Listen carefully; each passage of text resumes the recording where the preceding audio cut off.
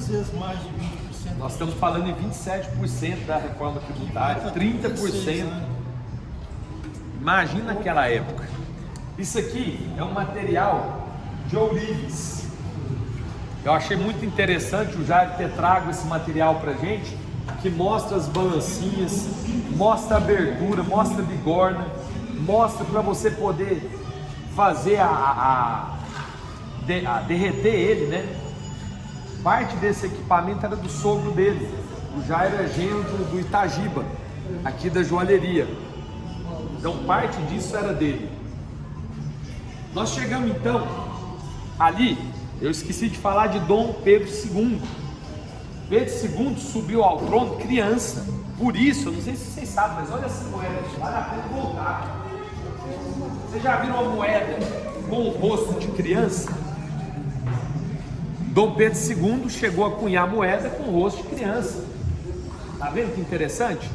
Nós temos a vida dele inteirinha representada nas moedas. Criança, jovem, adulto, tenra idade, já na velhice, tudo isso representado. E assim que ele subiu ao trono em 1831, ele era bem novinho, tinha 5 anos de idade. Quantos seus meninos têm 5 anos? Vai fazer 5 anos, olha lá aquela pequenininha. Agora você imagina ela, imperatriz do Brasil. Era essa a idade que ele tinha quando ele foi declarado imperador do Brasil. Quando o professor falou disso com a gente, na sala de aula, a gente começou a falar, a gente imagina os nossos irmãos governando o Brasil. Tragam tantos soldados, eu não quero saber de guerra, vamos brincar de boneca. E aí o que acontece? Ele já chegou no poder lotado de problema. Por quê? Porque lá na Casa da Moeda da Bahia tinha uma turma que de dia trabalhava para a coroa e de noite trabalhava no fundo de quintal, batendo moeda. A realidade é que eles levavam o mesmo cunho que de dia batia na Casa da Moeda para de noite bater em casa. Foi tanto que a quantidade de moeda de cobre existente em 1830 tinha mais moeda falsa do que autêntica. E como é que eles roubavam a moeda? Como é que eles faziam para um golpe do estelionatário da época? Era no peso. O que ele tinha que fazer? A moeda valia quanto pesava. Então ele pegava um disco de moeda de 10, que era um disco fininho, batia até ele alargar um pouquinho e cunhava um 40 em cima dele. Ele acabou de transformar uma moeda de 10 com peso de 10 numa moeda de 40. Qual comerciante que tinha uma balançona digital com display bonito lá para ele pesar a moeda? Ninguém, não tinha. Então o que aconteceu nessa época? O governo teve que tomar 2 medidas. A primeira foi carimbar as moedas, isso durante a regência Trilla. Carimbou as moedas dessa forma que vocês estão vendo aqui, ó. Dá uma olhada aqui. Esse carimbo se chama carimbo geral. As moedas receberam carimbo de 10, 20 e 40 réis. Durante muito tempo existiu uma dúvida em qual era o critério de se carimbar, porque você tinha moedas de 80 réis carimbadas com 40, você tinha moedas de 37 réis e meio carimbadas, ninguém sabia a equivalência, até que a Bates, estudando, descobriu a lógica. Eles não carimbavam valores, eles não transformavam moeda de 20 numa moeda de 10, eles carimbavam o disco, eles pesavam o disco, e se aquele disco desse o peso de uma moeda de 10, independente do valor que estava escrito, eles carimbavam com 10. Deu 20, carimbavam com 20. Primeira medida foi essa. Adiantou um pouco, mas não resolveu. O que eles tiveram que fazer? Cara, não dá mais. Recolhe tudo. Tiraram todas as moedas de cobre de circulação. E aí eu vou substituir pelo quê? Eu não tenho metal para fazer moeda.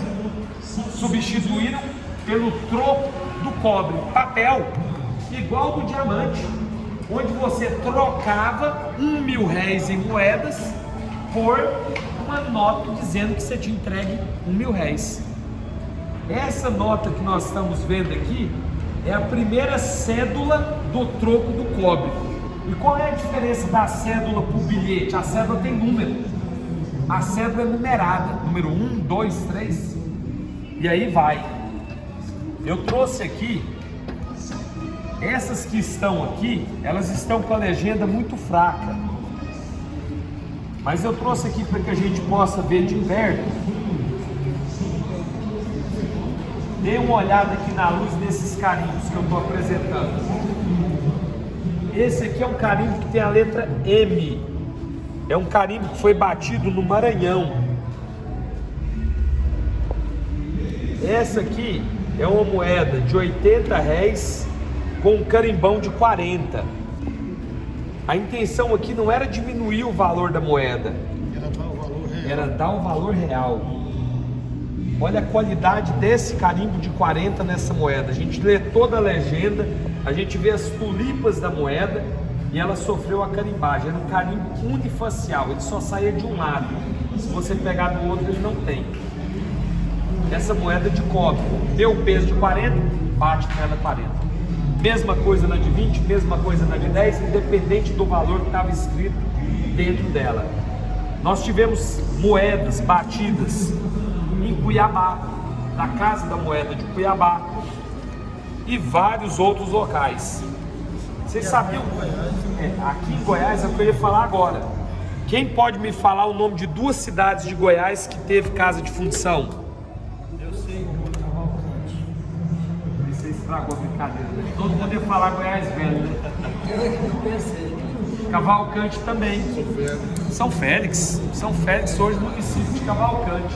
Dizem que ficou debaixo do lago. Eu ainda não sou conformado com isso, Ramiro. Eu ainda quero ir lá ver se eu desenterro alguma coisa daquele chão. Esperar uma seca bem braba para eu ir lá ver se eu acho uma moedinha enterrada lá. A partir disso, aqui nós temos vários períodos de emissão de cédulas. Eu trouxe essa porque nós estamos na estação ferroviária, ó.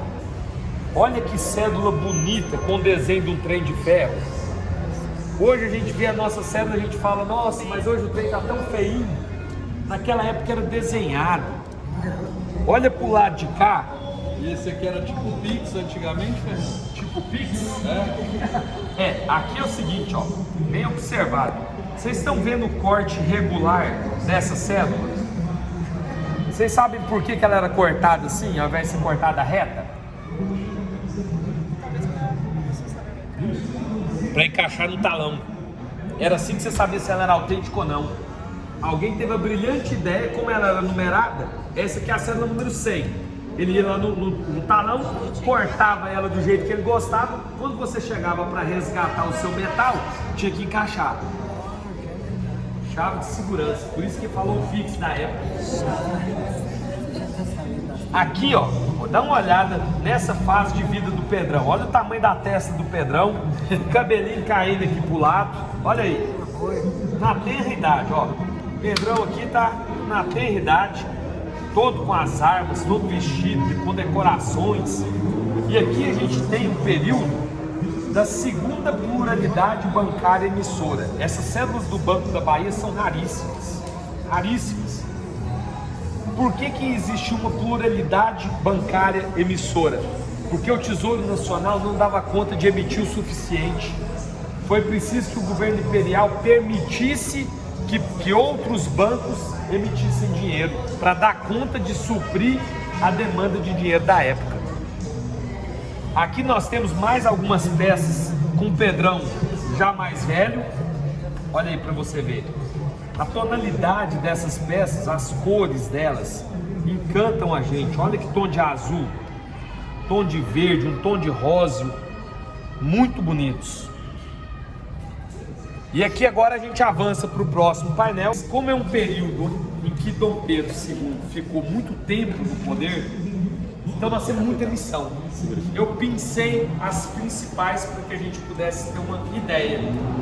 Olha as representações dele. A gente viu ele lá criança, ele mais jovem, ele vai envelhecendo, a barbona vai crescendo. Essa aqui, esse trabalhado aqui na gola dele, ficou conhecido como papo de tucano, parecendo um papo de tucano. E aqui, como o Ramiro colocou ainda há pouco, nós passamos a não ter mais o dinheiro lastreado em metal. Aqui nós entramos com emissões de cuproníquel no Império. Uma poliga, uma mistura de cobre com níquel. As primeiras moedas datam de 1871. 1871. Por que aqui não era mais cunhado em ouro? Porque o governo não tinha mais. A realidade é essa. Naquela década, o Brasil sofreu uma seca muito grande.